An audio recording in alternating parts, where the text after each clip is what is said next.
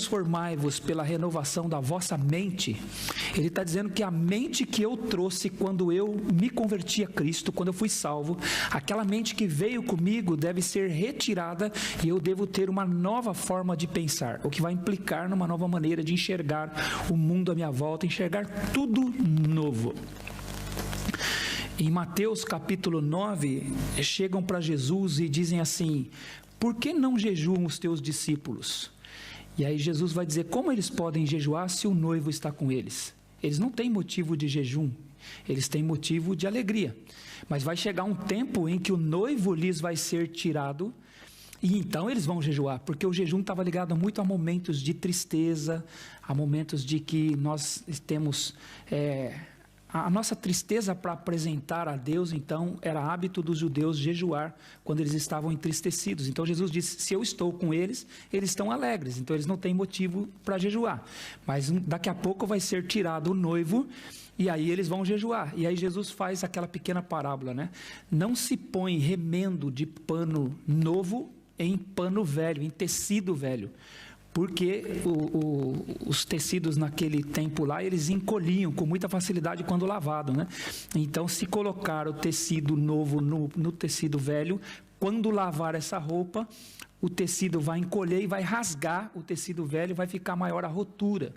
E aí ele diz, e nem se põe vinho novo em odre velho, porque o vinho também, ele expande quando ele fermenta, e se o odre ele é velho, ele já foi expandido. Então, se expandir novamente, ele rompe e derrama o vinho fora. Então, Jesus disse, se põe vinho novo em odres novos. Então, o que Jesus estava dizendo com isso? Que quando você foi salvo por Cristo Jesus, você se torna uma nova criatura, você é novo, você é um odre novo. Então, o que tem que ser colocado em você é vinho novo em odre novo. E é interessante, as palavras novo e novo que Jesus usa ali não são as mesmas palavras. Uma palavra significa novo porque é algo feito há muito tempo atrás, no entanto não envelheceu. É como você vê um carro, por exemplo, da década de 70 e você olha, poxa, olha aquele carro ali da década de 70, está tão novo, está tão conservado. Uma palavra que Jesus usou tem essa ideia, é algo antigo, mas que não envelheceu, está conservado. E a outra palavra que Jesus usa para novo ali significa novo porque acabou de ser feito, novo mesmo porque acabou de sair do forno ou acabou de sair da fábrica. Então Jesus fala, existe algo que é novo, antigo, que não envelheceu, mas existe algo que é novo, que acabou de ser feito, que é desconhecido, ninguém conhecia. Então você pega este algo que é novo há muito tempo e põe neste algo que é novo porque foi feito há pouco tempo. Agora, você foi feito há pouco tempo, você é nova criatura em Cristo Jesus, e Ele pega esse algo que é antigo, que não envelhece, que é a palavra dEle, e põe sobre você, põe dentro de você. Então, o novo que é antigo é colocado no novo que não é antigo. A palavra antiga é colocada no crente. E esse crente, ele está dizendo, é alguém que não havia sido conhecido ainda. Você é tão novo em Cristo, tão novo, que nem você se conhece. Você é tão novo em Cristo que aqueles que estão à sua volta não te conhecem, estão aprendendo a te conhecer. Estão sabendo quem é essa nova criatura que Jesus fez, que é novo. E por isso é que Ele quer que nós tenhamos então uma nova mente também, uma nova maneira de pensar, uma nova maneira de raciocinar, uma nova maneira de enxergar as coisas. Tudo tem que ser novo, não é? 2 Coríntios capítulo 5, versículo 17. Se alguém está em Cristo, é nova criatura. As coisas antigas passaram, eis que se fizeram novas. Então, um jovem cristão, de fato, tem que ter a mente de Cristo e enxergar tudo. Não é enxergar algumas coisas, é enxergar tudo se fez novo. Tudo ele deve reinterpretar agora à luz daquilo que ele é em Cristo, uma nova criatura, à luz da palavra que foi colocada nele, que é a palavra de Deus, que é tão antiga, mas não envelhece, Por isso que Jesus disse: passarão os céus e a terra, mas as minhas palavras não hão de passar, porque elas não envelhecem nunca, nunca, não é? Então, se é o crente, então vai ter a mente renovada e enxergar tudo de uma forma nova, tudo com uma interpretação nova. Então, esse é o nosso desafio aqui. Meu desafio vai ser aqui ajudar você a repensar algumas coisas à luz da palavra de Deus. Então, vamos pensar um pouco aqui na criação de Deus, não é? Abra sua Bíblia em Gênesis capítulo 1.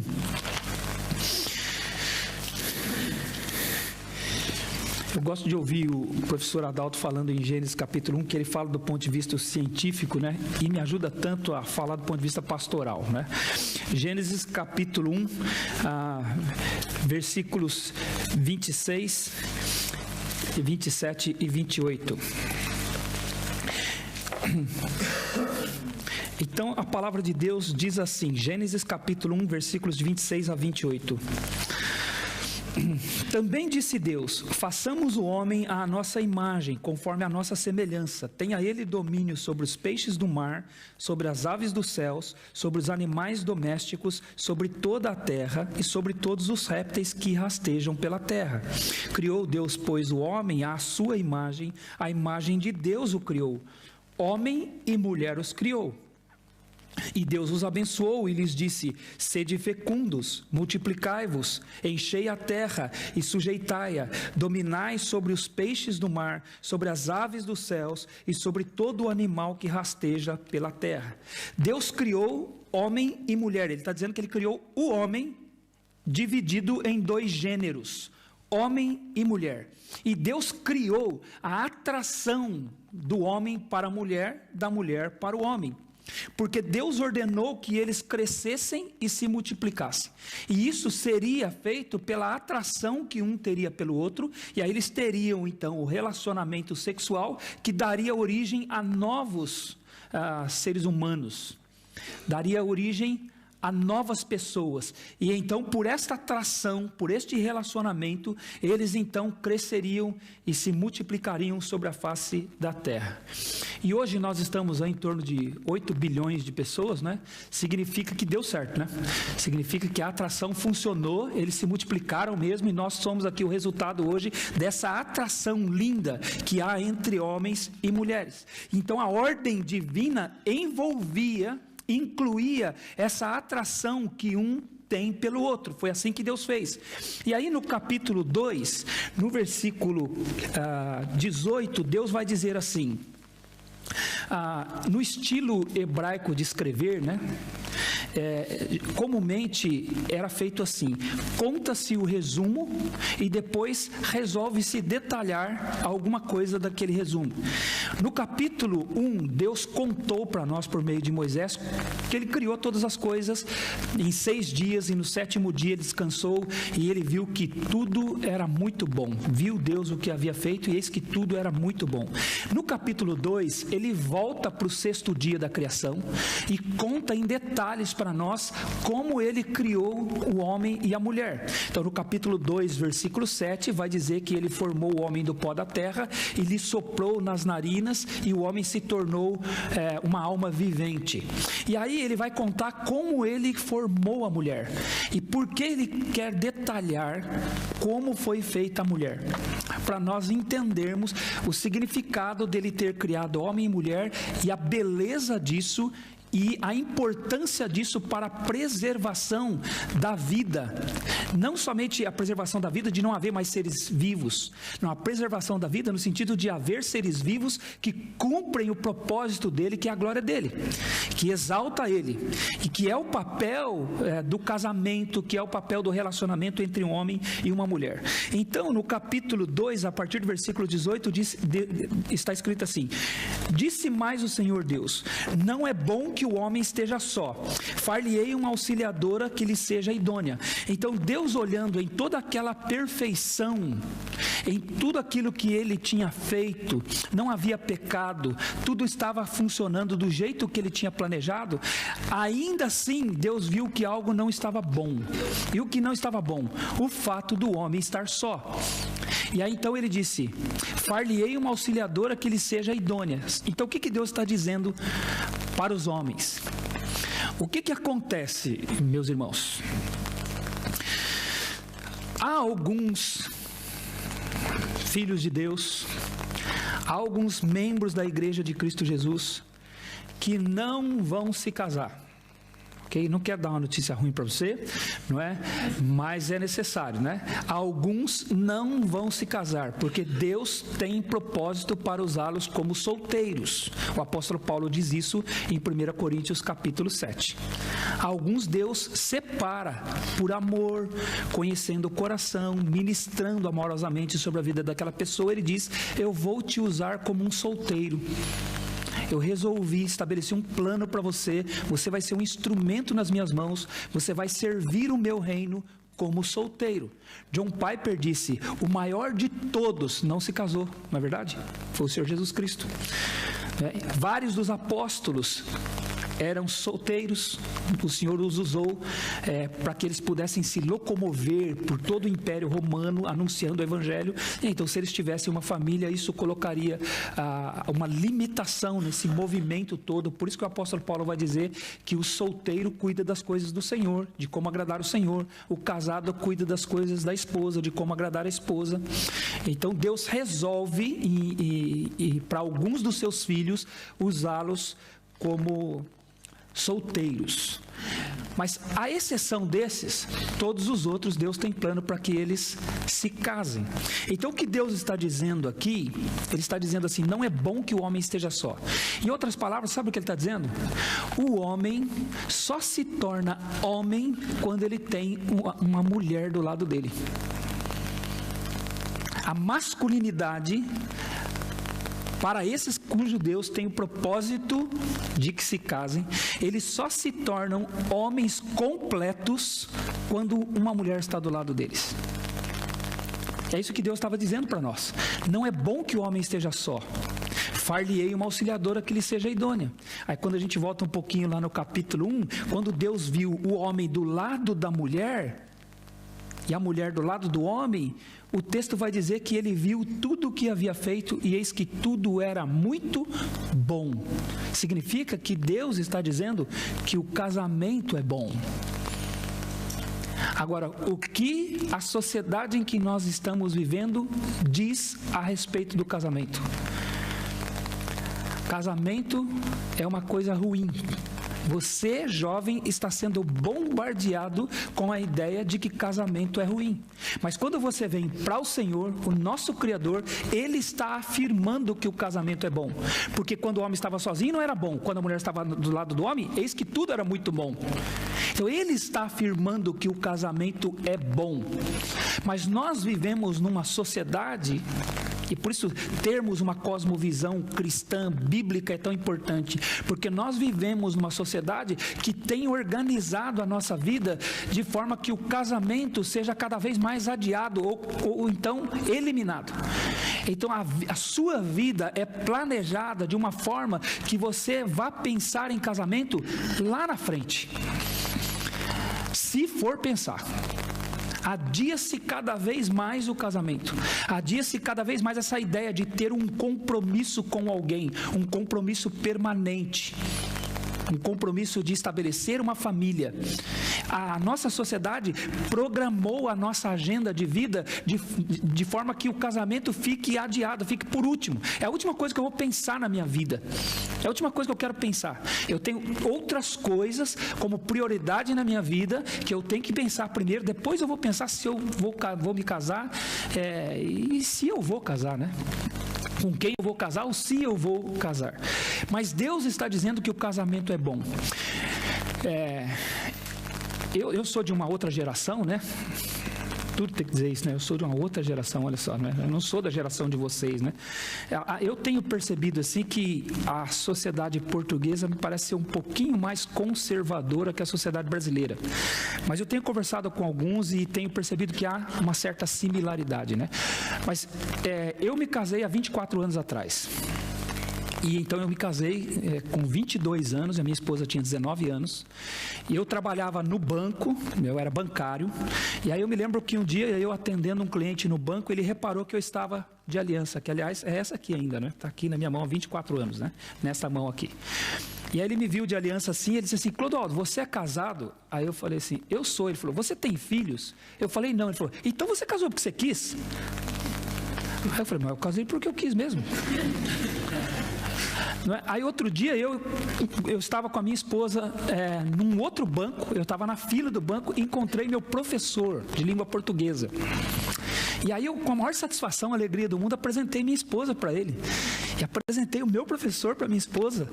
E aí ele olhou e falou, sua esposa? Eu falei, Ele falou, você não casou na delegacia não, né? Não foi na polícia que você casou não, né? Porque a ideia de que um jovem que se casa, aconteceu algum problema. Ele casa porque deu algum problema, ele teve que casar, ele foi obrigado a casar-se. É a ideia de casamento. Casamento é uma coisa negativa. O que Deus está dizendo é que o casamento é bom, Ele criou isso, Ele fez isso. E aí Deus, quando Ele vai formar a mulher aqui, Ele nos ensina tantas coisas a respeito dessa sociedade que nós vivemos. Meus irmãos, se nós não entendermos Gênesis, os primeiros capítulos de Gênesis, você não entende esse mundo que você vive. A doutora Adalto tem dito isso aqui, se a gente não entende Gênesis de 1 a 12, você não entende o resto da Bíblia. Você não entende o mundo que você vive, você nem se entende. Então entender esses capítulos aqui é muito importante. Então como Deus fez a mulher? Deus fez a mulher a partir do homem. Não é? Ele tirou o lado do homem, ele tirou uma parte do lado do homem, e com esta parte que ele retirou do homem, ele anestesiou o homem, fez ele dormir. Com essa parte que ele tirou, ele transformou isso numa mulher e trouxe para um homem. Só que tem um detalhe, talvez se fosse perguntado, se cair lá na sua prova, não é? E for perguntado como Deus fez a mulher, a sua resposta seria, Deus tirou a costela de Adão, transformou numa mulher e lhe trouxe. Se eu sou o seu professor, eu dou meio certo. Não está certo. Eu te dou meio ponto. Porque não foi assim que Deus fez. Como Deus fez a mulher? Sabe como ele fez? Ele trouxe os animais para Adão dar nome. E quando Adão terminou de dar nome, ele olhou e falou, não tem uma auxiliadora para mim entre os animais. Não tem entre os animais alguém que me complemente. E aí ele viu aquilo que Deus já tinha visto, que não era bom ele estar só. Agora ele enxerga com a visão de Deus. Agora a mente de Deus está nele de uma forma ampla. Ele viu o que Deus já tinha visto. Deus sempre vê primeiro do que nós. A gente é tão arrogante, né? Tão prepotente quando a gente chega para Deus, querendo dizer para Deus o que Deus tem que fazer na nossa vida. Ele sempre enxerga antes de nós e sabe o que é melhor para nós. Então Adão viu o que Deus tinha visto, que entre os animais não havia um complemento. Agora olha para a nossa sociedade. Como existem pessoas tentando se complementar nos animais. Lá no Brasil, um dos grandes negócios é ter um pet shop, uma loja que cuida de animais. É um grande negócio hoje lá, você ganha muito dinheiro com isso. Sabe por quê? Existem pessoas tentando substituir, tentando se complementar num relacionamento com um animal. Então não é incomum você ver pessoas tratando cães, gatos como se fossem crianças, como se fossem filhos. Só outro dia eu resolvi fazer uma caminhada lá de manhã, né? E sair lá, tem uma pista de caminhada lá, e aí eu estou fazendo a caminhada, e aí tem um jovem, um rapaz da idade de vocês, com um cachorrinho, andando assim. E aí vem na direção dele um senhor, com um cachorrinho também. E aí os dois se cruzam exatamente na hora que eu estou passando. Deus, na sua soberania, irmãos, Ele planeja umas coisas na minha vida. Não é que Ele permite que eu esteja diante dessas situações assim. É uma pista enorme, dá uns 4 quilômetros. Mas nós nos encontramos, nós três juntos no mesmo ponto. A ponto de não que eu seja curioso, mas foi inevitável escutar a conversa dos dois. E aí, aquele senhor olhou para o cachorrinho e falou: tá vendo, filhinho? Ele também veio passear com o filhinho dele. Eu falei: meu Deus do céu, deu vontade de pegar aqueles dois e falar: olha, vocês não entendem, não? Vocês não sabem o que vocês estão fazendo. Parece ser uma demonstração carinhosa para um animal. E de fato é. A Bíblia diz que o homem que cuida do seu animal é sábio. A Bíblia nos ensina isso, que nós devemos saber cuidar bem dos animais. Mas o que nós estamos assistindo não é cuidado. O que nós estamos assistindo é uma tentativa de fazer aquilo que Deus diz que não funciona. É por isso que essa sociedade ela é anti-Deus mesmo. É por isso que ela jaz no maligno. É por isso que ela é anticristã. E a Bíblia diz que o anticristo, ele se levanta e se depõe contra tudo que se chama Deus. Então, se Deus disse que um animal não complementa o ser humano, e você vê que a nossa sociedade está dizendo: eu não aceito, animal complementa sim, porque nós somos animais também. É o que a teoria da evolução tem feito com você. Você é um animal também. E você então pode se relacionar com outro animal. O cão não tem nada de inferior a você.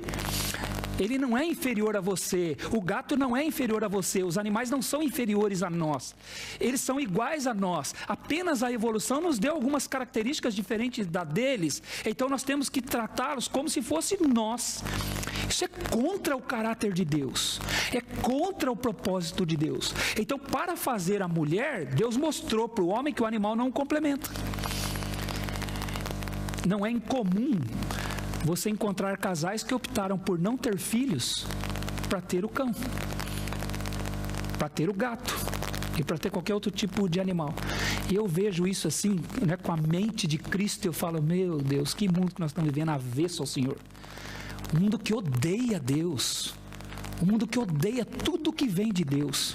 Então, como Deus formou a mulher? Agora você já sabe a resposta. Primeiro, ele mostrou para Adão que os animais não podiam fazer o papel da mulher.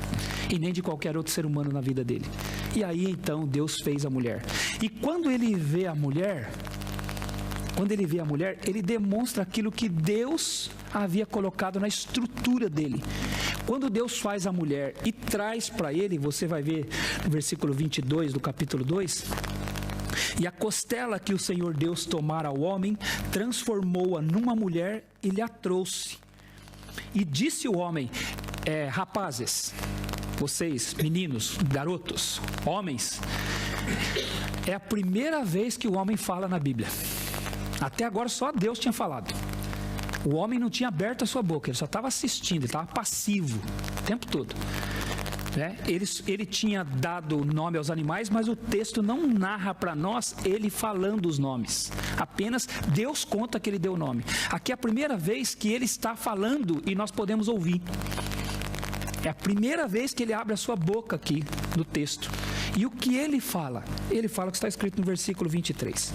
E disse o homem: esta afinal é osso dos meus ossos, carne da minha carne, chamar-se-á varoa, porquanto do varão foi tomada.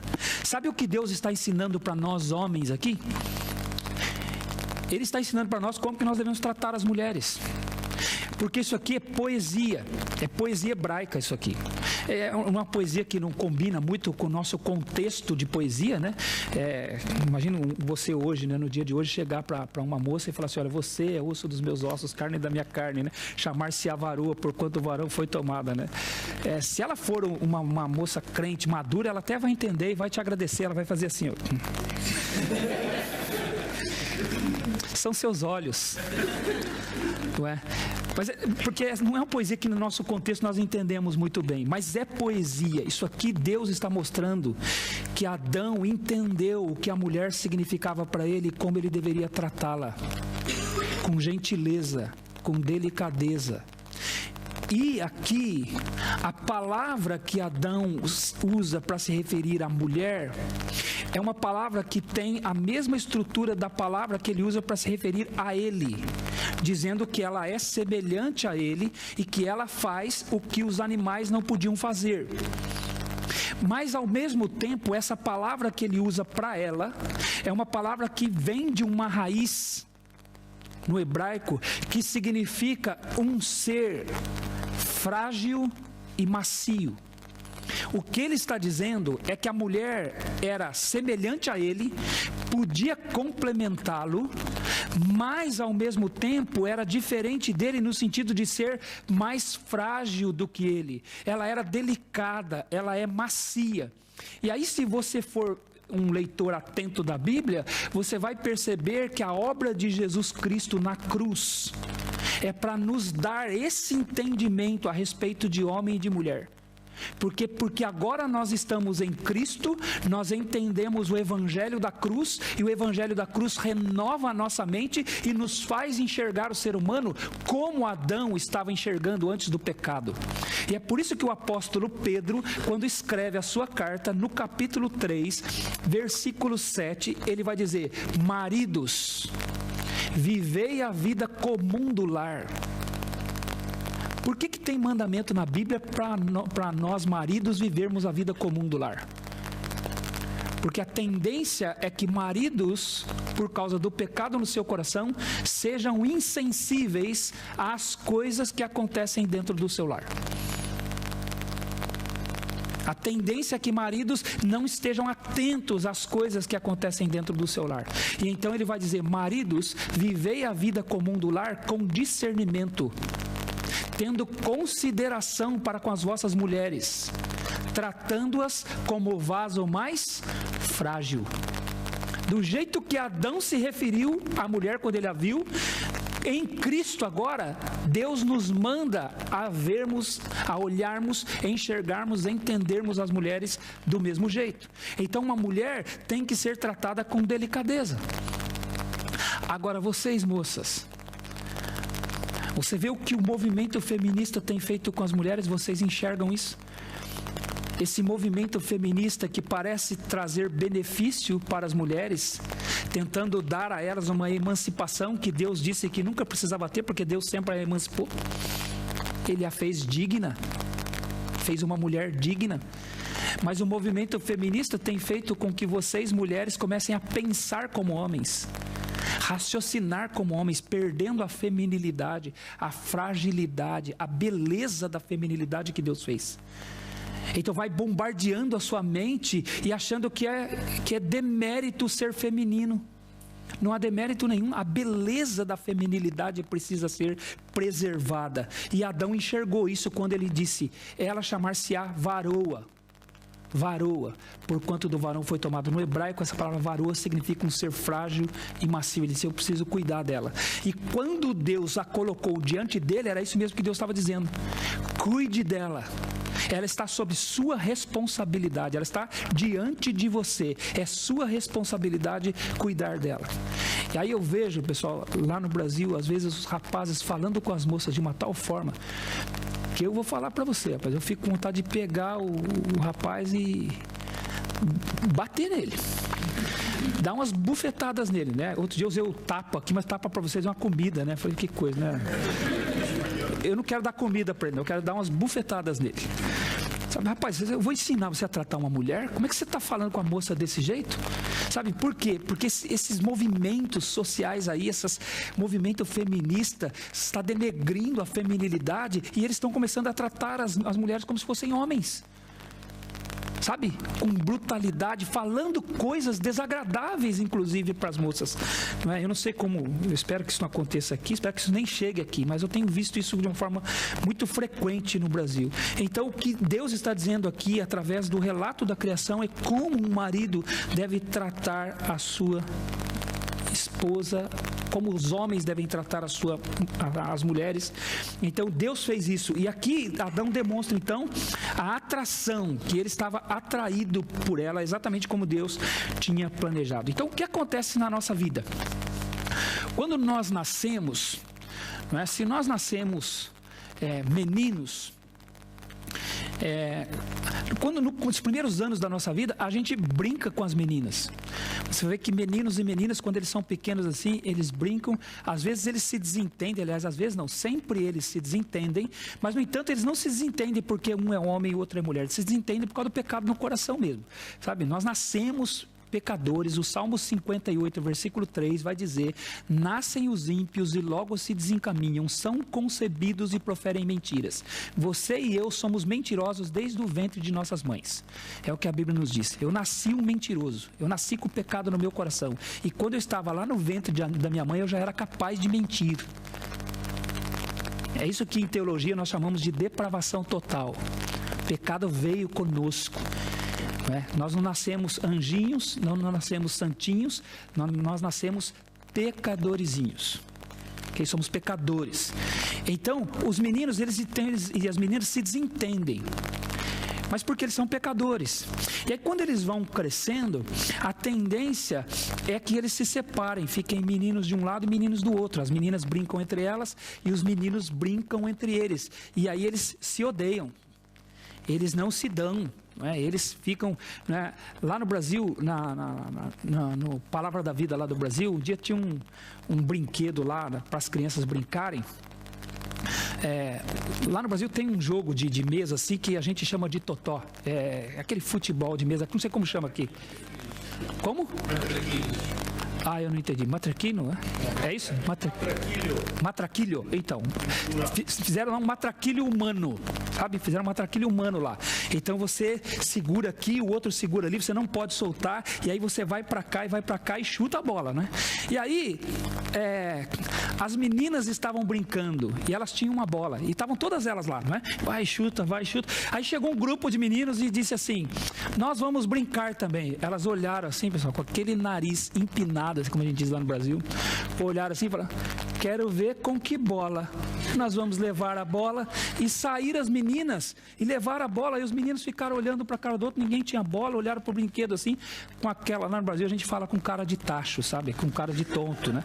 E eles ficaram olhando assim, aí eu vi assim, as meninas indo e os meninos ficando ali, não é? Com aquele sorriso amarelo, era o único que eles tinham, a única cor que eles tinham, né? E eles ficaram ali. Aí eu percebi, olha, nessa faixa etária eles não se entendem. Eles não se entendem. E tem um filme que retrata isso bem. Lá no Brasil, o filme foi chamado... Uma vez eu perguntei para a geração de vocês, lá no Brasil, poucos conheciam, né? Então eu imagino que talvez vocês não conheçam, mas é um filme que narra exatamente, que conta, né, a história baseada exatamente nessa faixa etária, em que meninos e meninas não se entendem. E os meninos têm um clube, o clube deles. E o clube deles tem um lema. E o lema deles disse o seguinte: vamos imaginar que eu sou membro desse clube. Então, eu teria que fazer o seguinte juramento: eu, membro permanente do clube de macho anti-mulheres, juro solenemente que sou macho e odeio mulheres.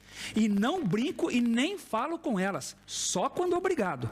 E principalmente, nunca me apaixono. E se isso acontecer, que eu morra lenta e dolorosamente e sofra muitas horas, até eu gritar feito um louco. Era esse o juramento que o menino tinha que fazer para se associar a esse clube. Ele não podia ficar, ele não podia ser membro desse clube se ele não fizesse esse juramento. Aí o que acontece? O presidente do clube começa a crescer. Ele começa a mudar. Ele começa a olhar para as meninas, ele começa a ver que menina é um negócio legal. E ele começa a se sentir atraído. Ele fala: eu estou traindo o meu clube, o que está acontecendo comigo? Estou traindo o juramento que eu fiz. E aí desenvolve toda a história do filme. Lá no Brasil o filme é chamado de Os Batutinhas. Né? Eu não sei aqui em Portugal como é chamado, né? Então esse filme ele retrata bem isso. Quando os meninos começam a crescer, eles começam a sentir-se atraídos, exatamente como Deus fez. Há uma atração entre homens e mulheres. Biologicamente, mudanças começam a acontecer no corpo do menino e no corpo da menina. O menino começa a ter a poluição noturna. Ele acorda um dia lá e ele viu que algo aconteceu com seu corpo. A menina começa a menstruar. E o que Deus está dizendo quando isso acontece conosco? Há uma mensagem do nosso Criador. Sabe o que ele está dizendo? Ele está dizendo para o menino: você agora é capaz de ser pai. Essa é a mensagem de Deus. E ele está dizendo para a menina: você é capaz de ser mãe. É óbvio que aqui também há exceções, né? Deus faz exceções. A alguns de nós, Deus impede de ter filhos, porque na sua soberania, no seu amor, Ele tem propósitos para o nosso coração. Mas fora estes, à exceção destes, Deus está dizendo: você poderá ser mãe e você poderá ser pai. Então, muita responsabilidade com o corpo que eu te dei. Muita responsabilidade com o que você faz com o corpo, com o que você faz com aquilo que eu te tornei capaz de produzir, de gerar, que são os filhos. Então Deus os fez com este propósito, e Deus estabeleceu então que esta capacidade, essa faculdade de gerar filhos seja usada com muita responsabilidade. Como que nós usamos? Debaixo da instituição que Deus criou, chamada casamento. Ele estava criando o casamento quando Ele criou homem e mulher. Ele foi, nós podemos dizer, o celebrante do primeiro casamento. Ele trouxe a mulher e colocou diante dele. É por isso que no casamento, geralmente, o pai traz a noiva e põe a noiva diante do noivo. A gente aprendeu com Deus, está aqui. Deus é o celebrante do primeiro casamento. Ele era o pai de Eva e Ele trouxe Eva e entregou para Adão. É a responsabilidade do casamento que Deus quer que nós entendamos aqui. Agora, o que acontece? Com a entrada do pecado, houve uma deturpação dessa atração. Essa atração era pura, essa atração era linda. Mas com a entrada do pecado, essa atração, ela se tornou egoísta. Sabe por que Deus odeia o pecado? Deus odeia o pecado porque o pecado, na sua essência, é egoísta. Ele pensa somente em si mesmo. Por isso Deus odeia o pecado. Às vezes a gente acha assim: Deus odeia que eu faça isso, Deus odeia que eu faça aquilo, Deus odeia que eu faça aquilo outro. Não. Eu faço isso, faço aquilo outro porque sou egoísta, e é isso que Deus odeia. É o fato de eu pensar somente em mim, no meu prazer, no meu bem-estar, nas minhas coisas. É isso que Deus odeia, porque isso é destrutivo. O que destrói a humanidade é o egoísmo de cada um. Se nós somos cerca de 8 bilhões de pessoas no mundo hoje, cada um correndo atrás do seu próprio interesse. É por isso que esse mundo não funciona. Por isso que é esse caos estabelecido no mundo, por causa do egoísmo, porque cada um corre atrás dos seus próprios interesses, à exceção dos cristãos que têm aprendido a amar como Cristo amou. As pessoas correm atrás dos seus interesses. Como que nós vemos isso? O capítulo 3 nos mostra isso. O capítulo 3 vai dizer que a serpente, mais sagaz que todos os animais selváticos que o Senhor Deus havia feito, disse à mulher: é assim que Deus disse, não comereis de toda a árvore do jardim? Respondeu-lhe a mulher: do fruto das árvores do jardim podemos comer, mas do fruto da árvore que está no meio do jardim, disse Deus, dele não comereis, nem tocareis nele, para que não morrais. Então a serpente disse à mulher: é certo que não morrereis, porque Deus sabe que no dia em que dele comerdes, se vos abrirão os olhos, e como Deus sereis conhecedores do bem e do mal. Vendo a mulher que a árvore era boa para se comer, agradável aos olhos, e árvore desejável para dar entendimento, tomou-lhe do fruto e comeu, e deu também ao marido, e ele comeu. Então, o que Satanás fez?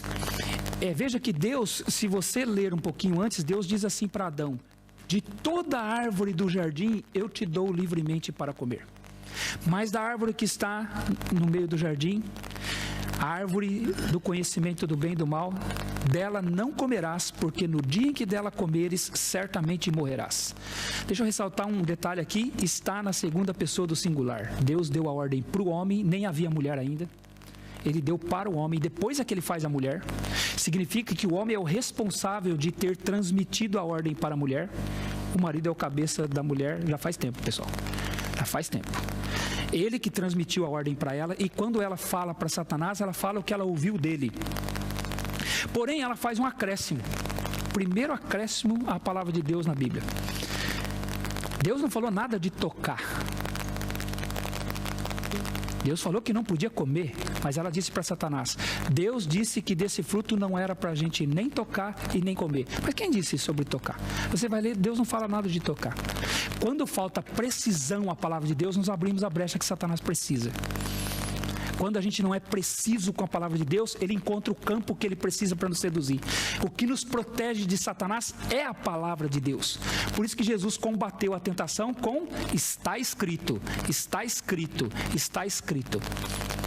Paulo vai dizer em Efésios capítulo 6 que a palavra de Deus é o escudo, que a palavra de Deus é a espada com a qual nós podemos nos defender de Satanás.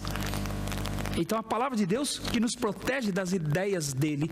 Então ela abriu a brecha para Satanás. Agora, eu tenho uma tese aqui. Adão estava do lado o tempo todo e não fez nada para defender sua esposa. Então Adão, ele pecou, para mim, antes dela. Ela comeu antes dele, mas ele pecou antes dela. Para mim, ele estava ali, ele usou ela para conseguir o intento que ele queria: comer o fruto e lançar a culpa nela. Para mim, ele fez isso, porque Deus vai dizer para ele, Deus vai dizer que o problema dele não foi ter comido o fruto, foi primeiro ter ouvido sua mulher, porque destes ouvido à tua mulher e comeste do fruto que eu disse que não era para comer, maldita é a terra por tua causa. Então ele falhou na liderança dele, e ele deu ouvidos à mulher dele, e comeu do fruto que não era para ele ter comido. E o problema dele foi ter dado ouvidos a ela. Então Deus mostrou para ele a responsabilidade que ele tinha. E o que acontece depois que eles comem? Você vai ver que eles se tornam extremamente egoístas.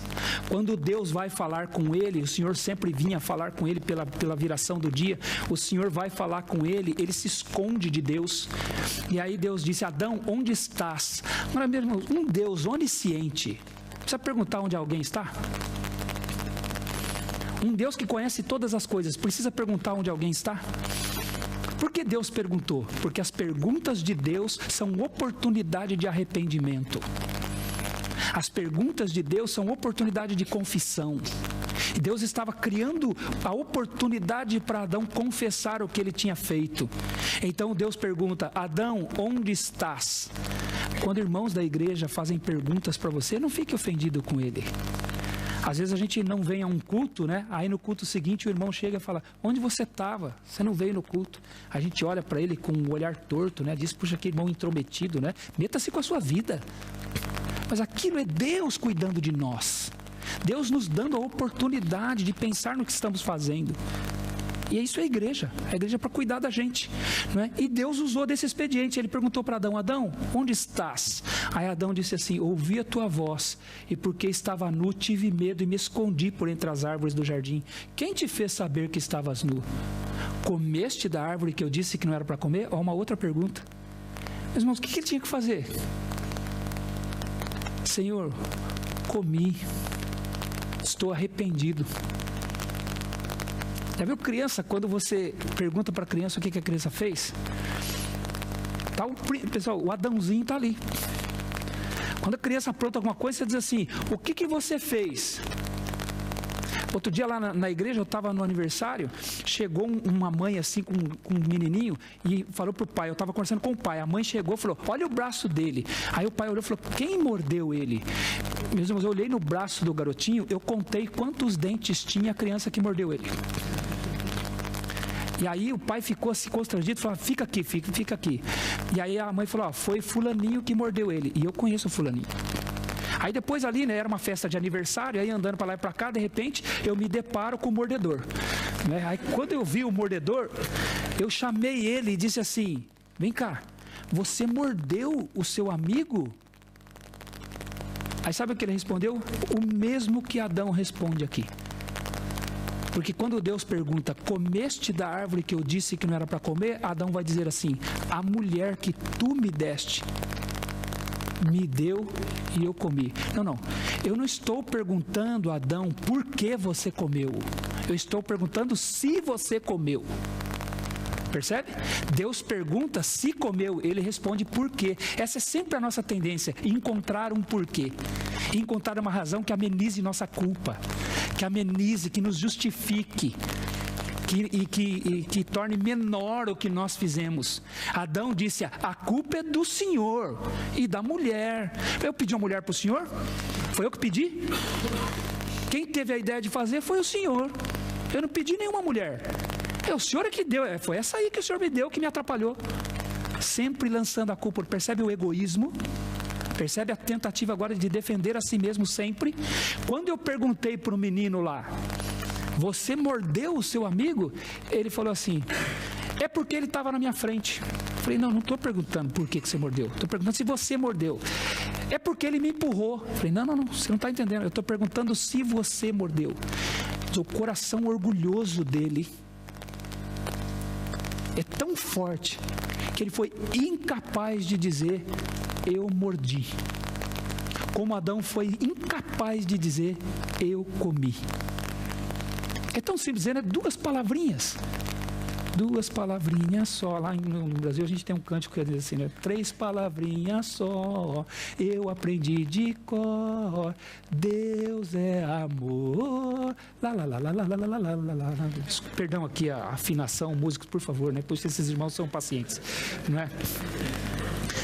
Mas no caso, 2 palavrinhas só, eu comi. Mas o orgulho é tão grande que não deixa essas palavras saírem pela boca. E Adão então demonstrou que ele era egoísta. Aí Deus vai falar com a mulher, o que a mulher diz? A serpente me deu e eu comi. Então o que nós temos estabelecido na humanidade? O pecado. E o que o pecado é? Egoísta. Defende a si, culpa o outro e só busca os seus próprios interesses. Aí você vai ver no capítulo 4, o maior assassino da história da humanidade, porque foi egoísta. Caim, pessoal, sozinho ele matou 25% da humanidade. Só tinha 4, ele matou 1. O maior assassino da história da humanidade matou porque foi egoísta. E Deus ainda advertiu ele. Deus disse para ele, Caim, após Deus ter rejeitado o sacrifício que ele ofereceu, né? A oferta que ele ofereceu, aceitou a do irmão dele, Abel. Então Deus vai dizer para ele, Caim, por que andas descaído o teu semblante? Por que andas irado? Se procedestes bem, não é certo que serás aceito? Todavia, se procederes mal, eis que o pecado jaz à porta. O seu desejo será contra ti, mas a ti cumpre dominá-lo. Sabe o que Deus está dizendo? O seu desejo é egoísta, Caim. Você só pensa em você. E é necessário que você lide com este desejo. O desejo que você tem de atender sempre seus próprios interesses. O pecado jaz à porta. O desejo do pecado é contra você. E cabe a você dominar. Exerça domínio. Deus disse isso para ele antes dele matar Abel. E ele convida o seu irmão para ir ao campo e o estrangula e o mata. E aí Deus faz a mesma pergunta. Caim, onde está teu irmão? O Deus onisciente não sabia o que tinha acontecido com Abel? Mas ele faz a pergunta criando o quê? A oportunidade de arrependimento. Mas Caim, de uma forma petulante, arrogante, ele diz, por acaso sou eu o guardador do meu irmão? Não é o Senhor que cuida de nós? Quem cuida do meu irmão é o Senhor. Eu sou guardador do meu irmão? Eu vou cuidar do meu irmão? E aí Deus então trata com Caim. Caim gera filhos. Um dos filhos de Caim vai ser polígamo, não é? Versículo 17 do capítulo 4 diz assim, e coabitou Caim com sua mulher, ela concebeu e deu à luz a Enoque. Caim edificou uma cidade e lhe chamou Enoque, o nome de seu filho. A Enoque lhe nasceu Irade, Irade gerou a Meujael, Meujael a Metusael, e Metusael a Lameque. Lameque tomou para si, quantas esposas? 2.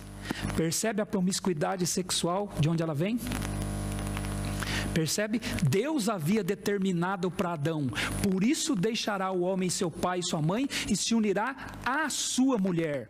Do ponto de vista de Deus, o relacionamento com o sexo oposto é permanente com uma mulher. É uma mulher. Mas este homem agora, porque o egoísmo se estabeleceu, a promiscuidade se estabeleceu, ele quebra o padrão de Deus. Ele toma para si 2 mulheres. O que quebra o que Deus estabeleceu. E aí o que esse homem faz? Esse homem vai matar 2 pessoas por motivos banais. Então vai dizer o versículo 23, e disse Lameque às suas esposas, Ada e Zilá, ouvi-me vós, mulheres de Lameque, escutai o que passo a dizer-vos, matei um homem porque ele me feriu, e a um rapaz porque me pisou, 7 vezes se tornará a vingança de Caim, de Lameque, porém 70 vezes 7. E hoje, às vezes, você vê os noticiários, né, especialmente lá do Brasil, o que tem gente perguntando para mim aqui sobre a nossa situação lá no Brasil, e eu estou me explicando o tempo todo. O Brasil tem passado por um momento extremamente difícil, é uma sociedade violenta que mata-se por motivos banais. Mas eu sei por quê. Eu sei por quê. Mata-se por motivos banais lá no Brasil, não é por causa da economia do Brasil, ainda que ela não seja boa.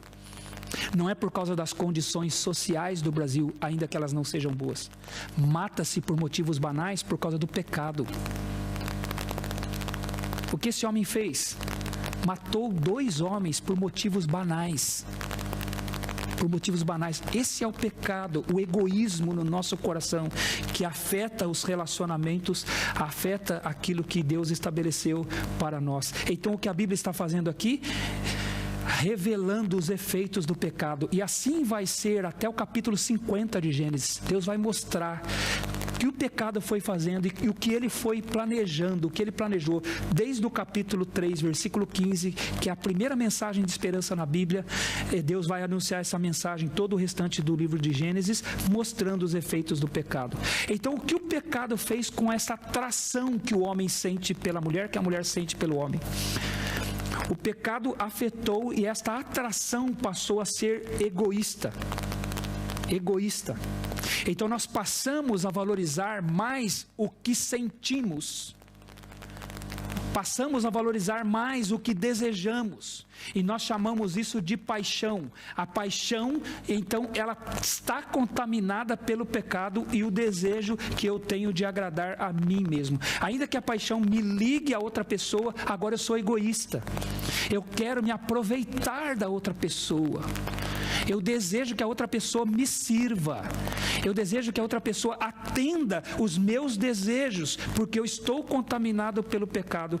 E aí nós vamos ter uma cultura à nossa volta que vai ensinar isso, que vai fazer isso.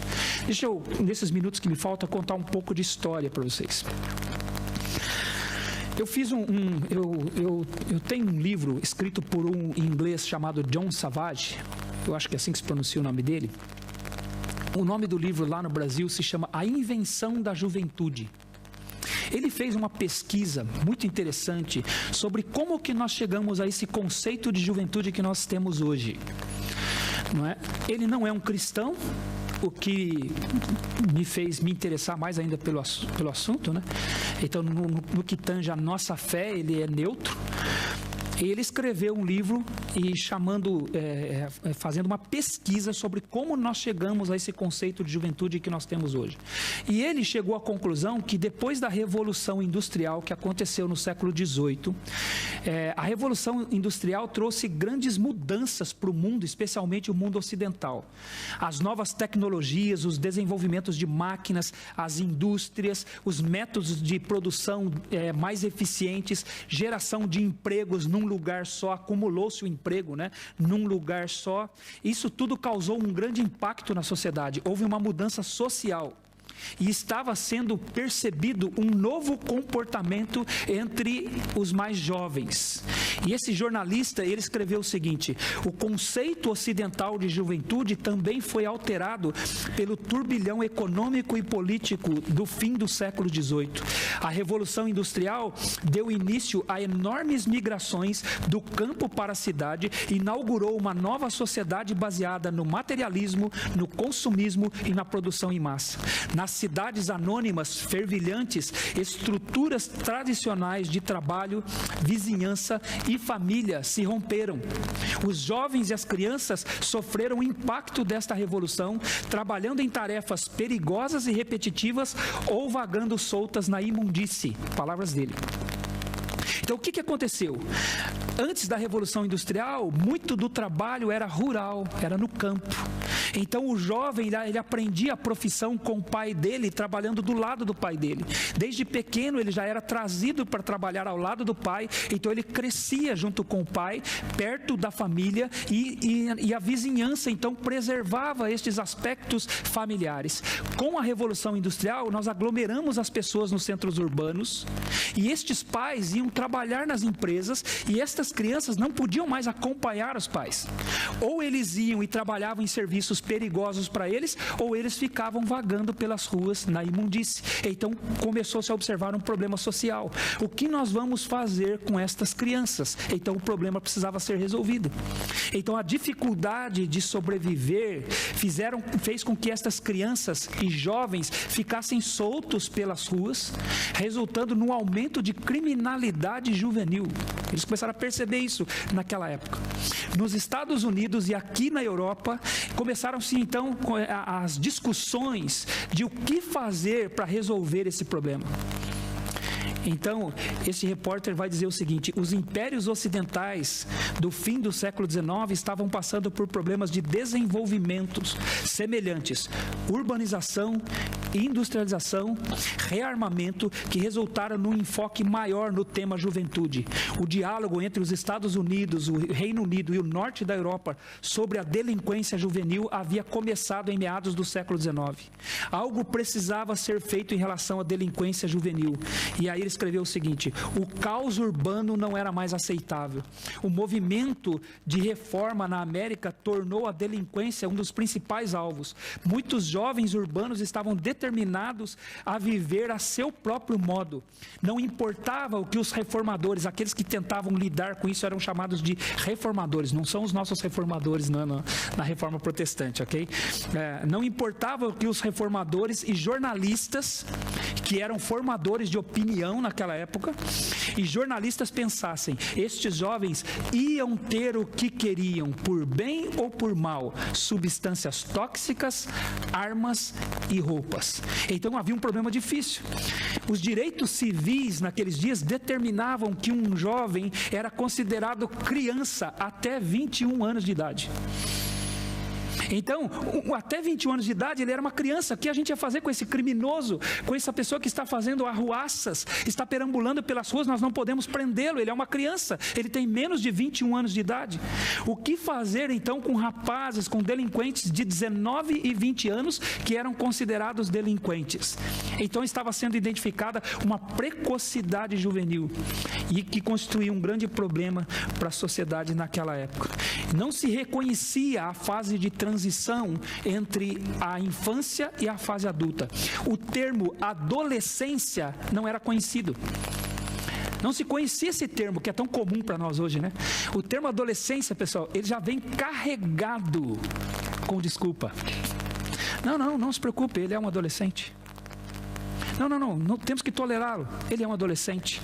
Esse termo que está tão presente na nossa mente e na nossa sociedade não existia naquela época. E a primeira pessoa a usar o termo adolescente foi um psicólogo chamado Stanley Hall.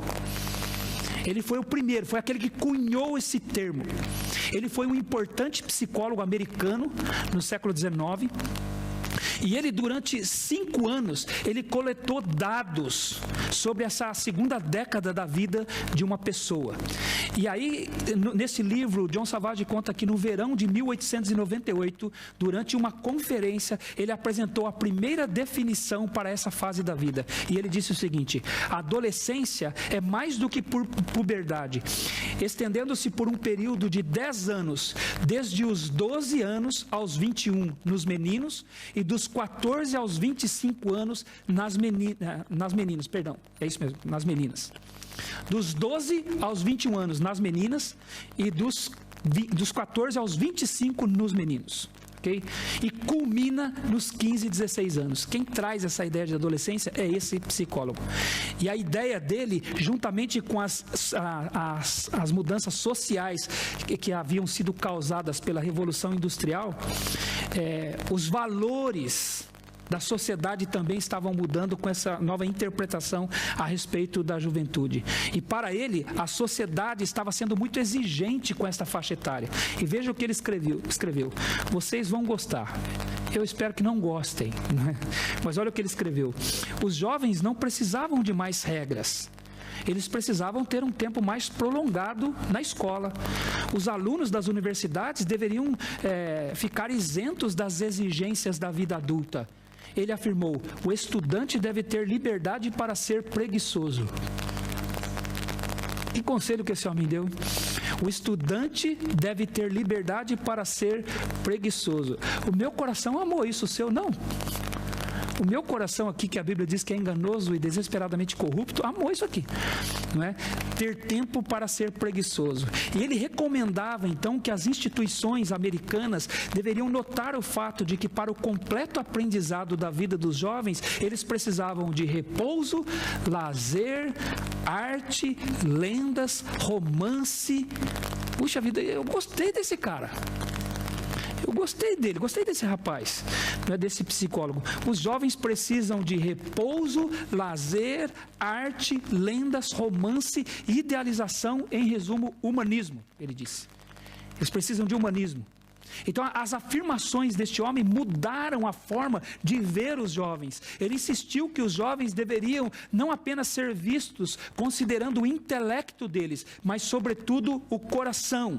Então, ele afirmou em 1894, o estudo da evolução da alma está apenas começando, mas já está se tornando a chave mestra para todos os que estiverem tentando solucionar os problemas da vontade, das emoções e dos sentimentos humanos. O intelecto era o começo e o fim da velha filosofia.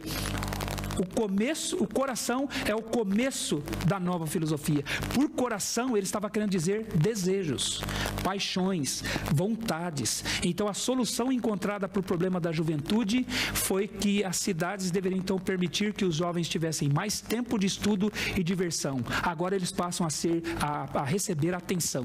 Seus desejos passaram a ser considerados. A preocupação com seu desenvolvimento deu a liberdade de expressar juventude. Eu sou jovem. E o que antes era considerado errado, passou a ser considerado apenas como uma manifestação natural dessa fase da vida, a juventude. Então, o jovem passa a ser visto também com potencial de consumo.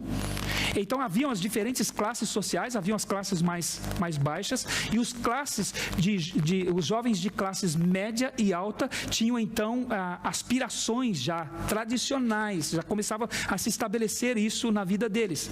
Havia uma escala pronta para o jovem obter o sucesso, para ele ascender, né, para ele subir na vida. Educação primária, depois a secundária, depois a universidade e a entrada para o comércio na indústria, ou então ter uma profissão liberal.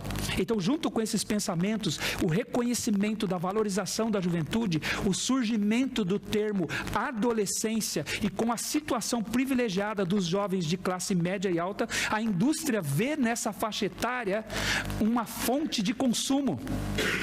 A indústria começa a se voltar para eles. Veja o que disse um jornal de 1921, um jornal publicitário, disse assim: se você convencer os jovens da região, vai convencer ao mesmo tempo os mais velhos.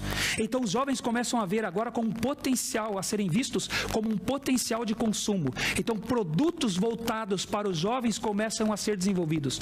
Roupas, revistas, cosméticos, filmes, fonógrafos, que eram os antigos discos, né? Cigarros, eram anunciados pensando no público jovem e já estava se começando a gastar milhares de dólares nesse tipo de propaganda. Então, o investimento na educação também visava preparar os jovens para serem os consumidores de amanhã. Nós precisamos investir na educação deles, porque amanhã eles vão consumir, eles vão gastar dinheiro. E durante a década de 20 do século passado, dobrou o número de alunos nas escolas secundárias. O desejo de ir para a faculdade, que antes era algo impensado, começou a tomar conta dos jovens. Pastor, você está dizendo que estudar é ruim? Não, você vai entender, não estou dizendo que é isso. A educação agora passa a ser vista como um treinamento para os consumidores de amanhã. A indústria do entretenimento volta a sua atenção para os jovens. Filmes começam a ser feitos pensando nos jovens. Em 1922, diz a estatística que 45% dos adolescentes dos Estados Unidos iam ao cinema pelo menos uma vez por semana. Isso em 1922. Então o estilo dos jovens começa a ser observado, começa a ser reproduzido e disseminado por todo o continente, nos filmes, nas revistas, nas músicas, nos anúncios. O estilo jovem começa a ser propagado e estava sendo capitalizado então a realidade adolescente. Um novo modelo de relacionamento começa a surgir entre os sexos, por causa desse novo conceito de juventude. Para um rapaz, então, procurar uma moça passa a ser parte do entretenimento e a expressão natural da juventude. Agora, o relacionamento com o sexo oposto passa a ser parte da diversão. Começa a ficar divertido. E aí surge, então, a evolução daquilo que nós conhecemos na nossa sociedade ocidental como namoro. Até o fim do século XIX, o rapaz, ele tinha que cortejar a moça. Tem um livro, eu não sei se tem à venda aqui o livro Eu Disse Adeus ao Namoro, acho que não tem. É um livro que foi publicado lá no Brasil, inclusive por um amigo meu, pastor Alexandre Sacha. Ele escreveu um livro, o noivado e o namoro que Deus sempre quis. É esse o título do o noivado e o namoro que Deus deseja, né? Então no livro ele cita: o rapaz recebia a permissão de visitar a moça na casa dela e conversar na sala sob o olhar atento da família. Os pais supervisionavam os encontros desde a duração da visita, a roupa, a comida, e as expectativas eram claramente colocadas. Então o rapaz visitava a moça e aí o pai perguntava: quais são suas intenções com ela? Quando é que você pretende casar com ela? Era assim, até o século XIX. Quais são suas intenções? Assim a moça era protegida de qualquer desvio sexual e o casal tinha pouco tempo totalmente sozinho. Mas as mudanças de comportamento, estes agora adolescentes, estão baseadas nos filmes que Hollywood começa a distribuir. Começa a se propagar essa ideia. E um número cada vez maior de adolescentes começam a ir para as escolas. Naquela época, nos Estados Unidos, apenas 37% dos jovens de 14 a 17 anos estavam nas escolas. Então eles começam a ir para a escola, os adolescentes começam a se juntar na escola. E mais do que isso, na escola começa-se a colocar os garotos e as garotas da mesma idade na mesma classe. Não era assim antes. Eles se juntavam todos, várias faixas etárias na mesma classe. E o professor é que tinha que dar conta sobre o que ele ensinava para cada faixa etária. O professor tinha que suar, né? Mas aí agora divide-se, coloca então meninos e meninas da mesma idade, rapazes e moças da mesma idade, todos na mesma classe. E isso começa a dar a eles isso que já está no coração deles. Menina é um negócio legal, não é? E eles começam a ver isso. E o que acontece? Na escola eles começam a ter a oportunidade de esconder dos pais o que eles estão fazendo. A escola, que é uma coisa boa, tira eles dessa supervisão dos pais, eles começam a ter espaço, começam a ter um ambiente, e então surge o contexto de um relacionamento chamado namoro, sem a pretensão do casamento, sem a ideia de se casar. O namoro passa a ser visto então como um meio de diversão. Aquilo que antes era considerado indecente, nesse novo entendimento da juventude, passa a ser visto como um comportamento normal. E aí vem a Segunda Guerra, nos anos de 50 e 60, e no mundo pós-guerra acontece a revolução industrial, desenvolve-se a pílula anticoncepcional, e aí então está estabelecido aquilo que até 60 anos atrás não se conhecia, não se tinha ideia do que era o namoro. O namoro como entretenimento. E essa cultura vai chegar entre nós por meio dos filmes. E aí algumas perguntas nós precisamos fazer. Eu quero terminar com essas perguntas aqui, e aí a gente continua à noite. O que é relação sexual? O nosso conceito de relação sexual, ele vem das escrituras ou ele vem deste conceito social que se estabeleceu com esta invenção da chamada juventude? Como se define os limites de uma relação sexual? O que o toque físico significa? Há consequências realmente ruins na prática do namoro? Será que há consequências? Há desobediência a Deus envolvida? A Bíblia ensina uma maneira diferente para um homem e um rapaz e uma moça serem conduzidos ao casamento? Será que a Bíblia ensina algo diferente? Será que quando nós vamos observar tudo isso pelas lentes das Escrituras, que conclusão nós chegaremos? Como nós vamos pensar, nós como cristãos, tendo a mente renovada, não nos conformando a este mundo, como vamos pensar o relacionamento, esta atração que Deus nos deu com o sexo oposto? À noite nós vamos continuar pensando sobre esse aspecto aqui, ok? Muito obrigado, que Deus nos abençoe.